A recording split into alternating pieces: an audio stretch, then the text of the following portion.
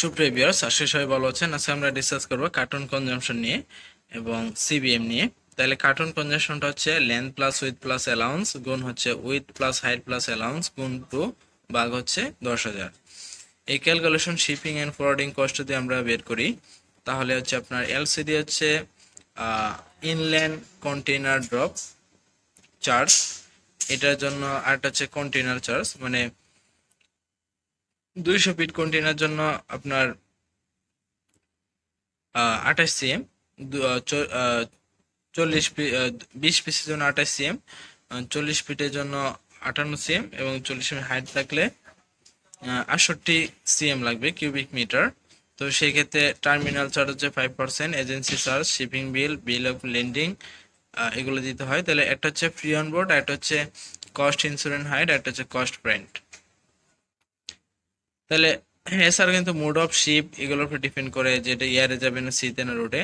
আইএনসিও terms হচ্ছে international commercial terms involve the fulfil the certain right and obligation by trade contract. তারপর হচ্ছে volume of size, type of assortment, destination country, government rules, এইসব কিছুর উপর depend করে কিন্তু এইসব কিছু। তাহলে এখানে যে ফ্লাইট সাইজটা আমরা বের করি, টোটাল অর্ডার কোয়ান্টিটি 22,000। একটা কার্টন বক্স কন্টেনার হচ্ছে 3 ফান্স, 15 পিস মানে 15 পিস মিলে হচ্ছে একটা ফান্স। তাহলে টোটাল হচ্ছে 45 পিস কার্টন লাগবে। তাহলে নাম্বার অফ ফান্স হচ্ছে কন্ট্রাক্টে হচ্ছে 22,000 ভাগ হচ্ছে 15, তাহলে টোটাল হচ্ছে 14,000, 1,467টা ফান্স লাগবে। তাহলে 3টা বক্স কন্টেন 3 ফান্স, তাহলে নাম্বার অফ বক্স আর 400, একটা বক্স মধ্যে 3টে 5 2 8, তাহলে এটা হচ্ছে টোটাল 489টা বক্স লাগবে টু কভার দ্য অর্ডার। তাহলে সাইজ এন্ড সিঙ্গেল বক্সের জন্য 80 সিএম, 60 সিএম, 30 সিএম, মানে টোটাল হচ্ছে 1,44,000 সিএম বা 0.144 এম কিউব। টোটাল এরিয়া হচ্ছে 489 বক্স, তাহলে এটার সাথে করলে 70.416। নর্মাল ফ্লাইট চার্জ হচ্ছে 20 কন্টেনার, তাহলে 20 কন্টেনারের জন্য 35,000। তাহলে এরিয়া অফ 20 কন্টেনার হচ্ছে 28 কিউবিক মিটার, তাহলে এই 35,000কে 28 কিউবিক মিটার দিয়ে ভাগ করলে 1250। তাহলে ইফ 1 কিউবিক মিটার স্পেস এত হয়, তাহলে কস্ট অফ এতর সাথে টোটাল করে দিলে 88,020।